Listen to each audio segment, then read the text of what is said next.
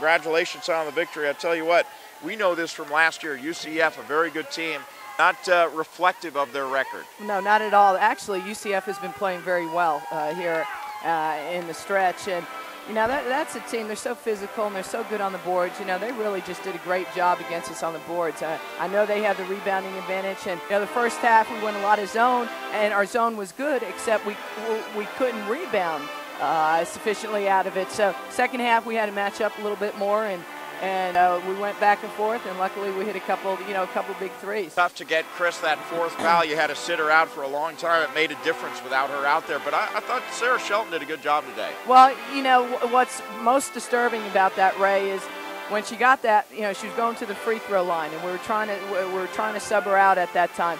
She missed both free throws, so we couldn't sub her out. Then she gets the foul in the next possession. She makes that free throw. She comes out.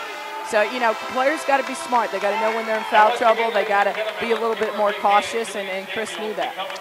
It is the 21st birthday of Haley Day. I just thought she had a great game. She was very strong underneath the basket tonight and hit some big shots. She did, and she came on at the end. You know, the thing about it is I wish she would play with a sense of urgency all the time. And when, you know, at the end she tends to pick it up, or Haley got mad a little bit at the end, and she, you know, she got.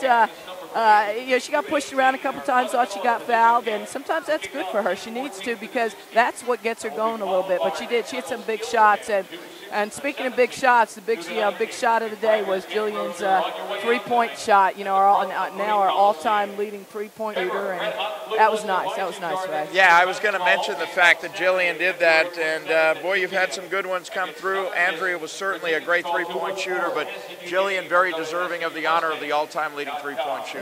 Very much, and you know, I'm proud of her. She deserved it, and I'll tell you what, it's quite the feat. She's hit some big shots. You look at that Marshall game, go back to that one shot with the clock expiring, and you know, she has the ball in her hands a lot of times, and you know, we need her to shoot the ball. But I'll tell you what, when nobody was really hitting in that second half, Jill was the spark. She hit a couple of big shots, and she was the person we're trying to get the ball to. But this was not a pretty win, but nonetheless, it's a W. Yeah, I was going to say, I know you'll take it. Final question, Alice Severin out, and it makes a difference without her on the floor. She doesn't always do things that show up in the score sheet, but Al just is kind of that X factor. She does things on the floor, again, that don't really always show up. Well, she's our glue. You know, she's the glue that keeps this team together, and you know, we're missing that. And you know, Sarah, she's got a few things to learn on defense, and she's got to play the game a little bit lower and can't stand straight up. But, you know, I'll tell you what, though, considering she's been thrown into the fire, she goes from hardly playing at all to playing quite a bit. She's done a pretty good job. Well, with Houston winning tonight, I know you'll take this victory. Congratulations on it, Rhonda. All right. Thanks, Ray. All right. That's SMU head coach